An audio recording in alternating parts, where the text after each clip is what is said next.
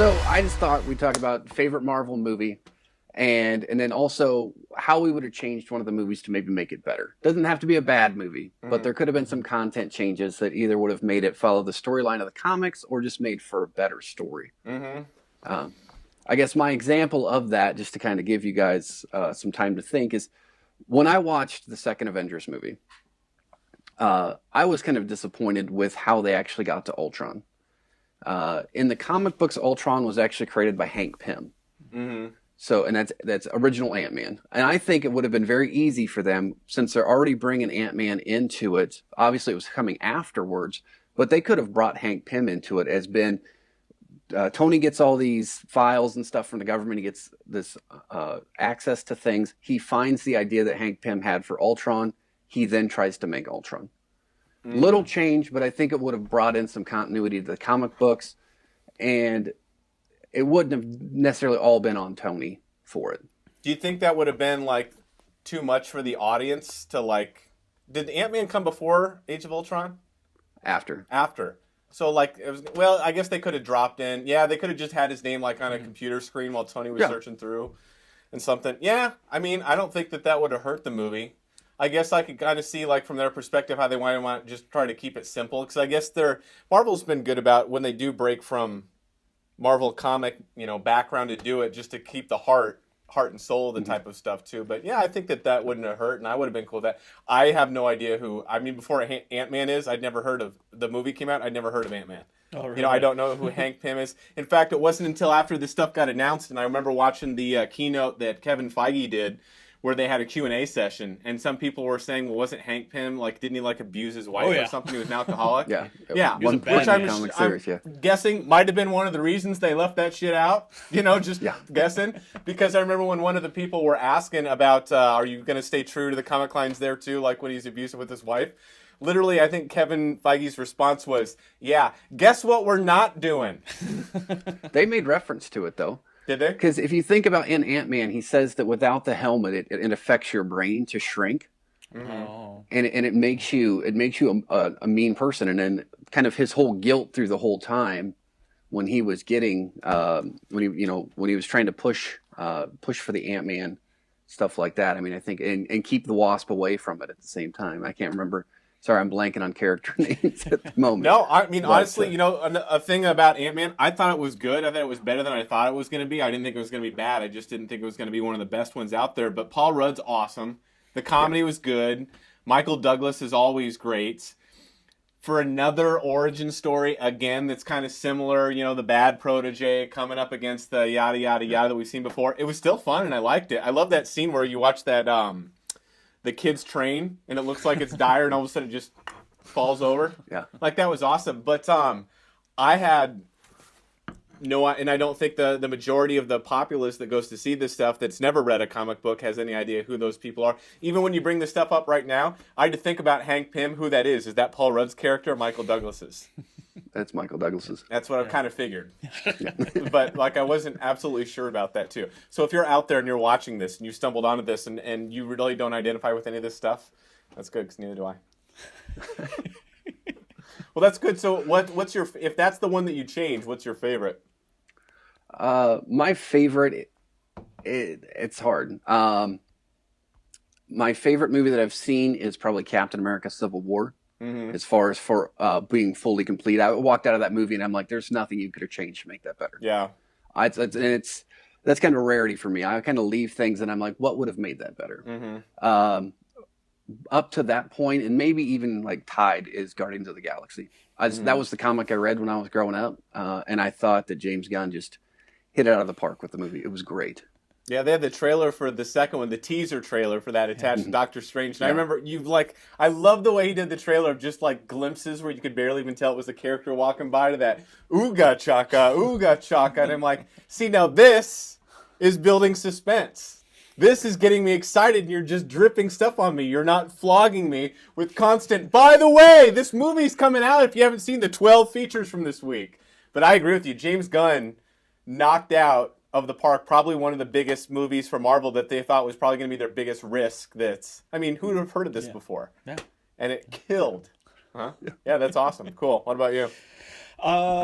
Only minor change that I could think of, at least off the top of my head, would probably be the construct of Hawkeye's family in the Avengers movie. Yeah. I've never really related him Yeah. as having a wife and 3 kids and working on a like an office in his house doing remodeling work. I mean, I think I can see why they would do something like that. They wanted to make the character more grounded as human compared to the rest of his. And you know that his was all superpowered- Whedon.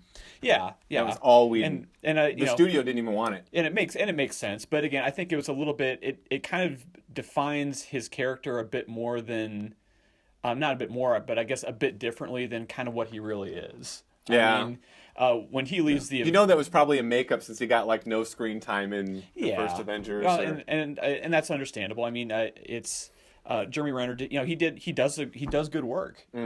But as far as, and at least it's a nice little poke at just like, well, this is kind of why Hawkeye leaves the Avengers this time compared to the next time he'll do it, and the next time he'll do it, and the next time he'll do it. And like Tony, But- like I'm done being Iron Man, right? Blows them But, all up. Oh wait, next movie. Hey, no explanation. I'm just back. Yeah. I'm back, baby. Yeah. But again, I think they could have gone without that and maybe just done something else with it. But again, it didn't. I don't think it really hurt the film at all.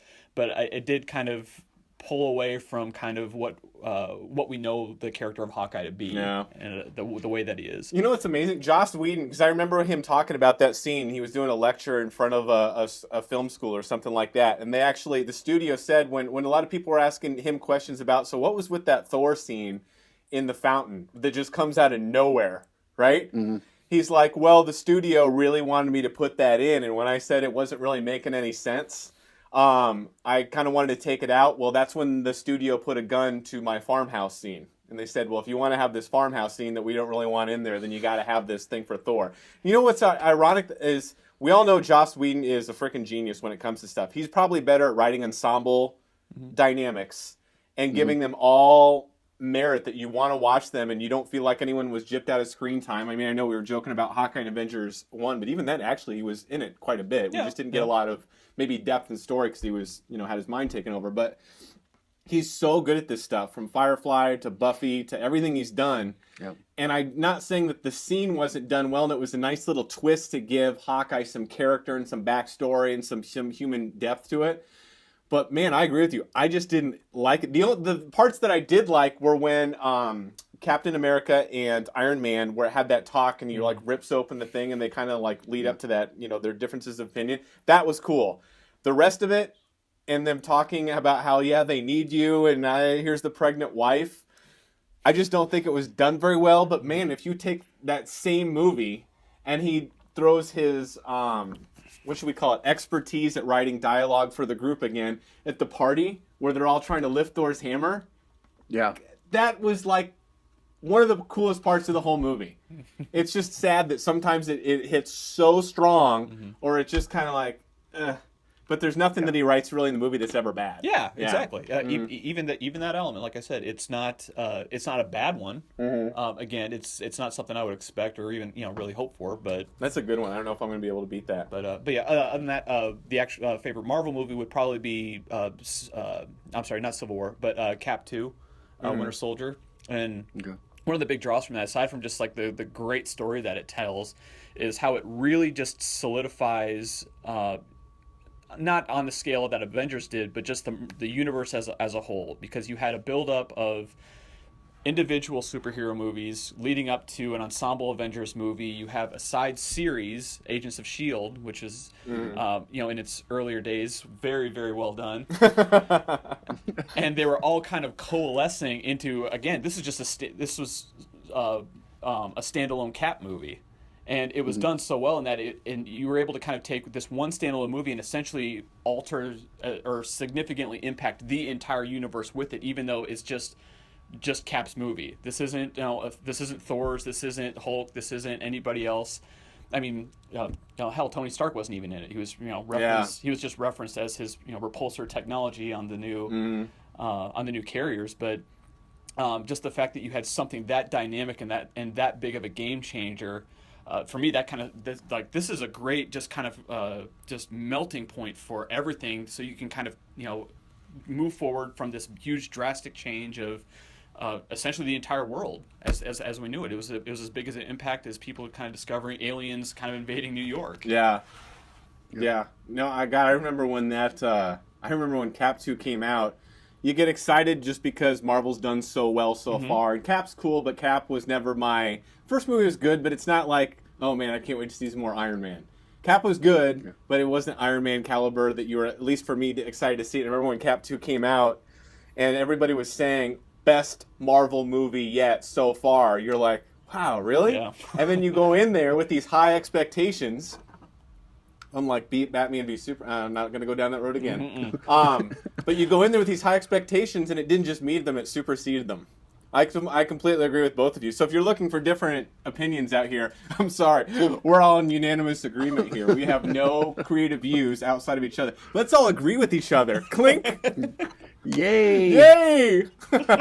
No, I think that most people would say that that's got to be at least top 1 or 2 of all the Marvel movies that have been so far, because, yeah, that was world-changing, and I couldn't believe that they shifted the universe so much in that. Because I remember when they were doing Marvel's Agents of S.H.I.E.L.D. in the beginning, and that was Joss Whedon's idea. And Feige doesn't talk down about it, but there's definitely been some leaks through the cracks that the Marvel Cinematic Universe does not even want to have the Marvel TV intertwining in between them. They haven't told them that they absolutely can't, but they're having enough trouble keeping all the synergy between this and Easter eggs without going too far this, that, or the other. So having this other element has caused a lot of friction from what I've heard. So when Joss Whedon proposed the series, it was interesting when they go, well, you want to do this? That's cool, but just so you know, when what's the brothers that did Cap 2 and they also did Civil War and they're doing Infinity War, the directors. Russo brothers. What is it? Russo brothers. Yeah, when they were talking to the guys that were going to do the Marvel TV show, they go, well, you know what we're planning to do, right? And they go, oh, well, that'd make the show even better, which is why I agree the show isn't quite up to snuff as much as it was, at least as far as cohesive storytelling. But you also got to agree, at least that first half of the first season kind of drug on a little bit. Mm-hmm. And then I remember the Ming-Na Wen that plays May was even saying in an interview, keep watching, because you have no idea what's coming up. It's going to be a big twist. And we had no idea that was Cap 2.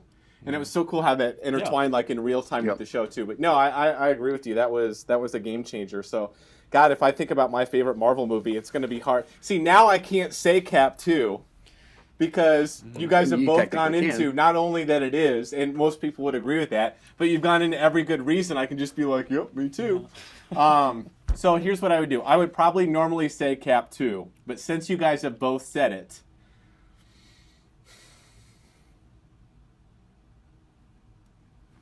no, I still think Cap 2 is the best.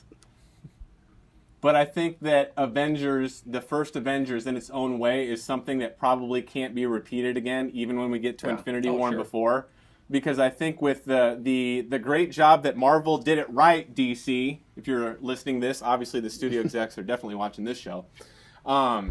Starting with the characters first and letting them grow into and see if we get there. See if we get to the culmination of putting them together.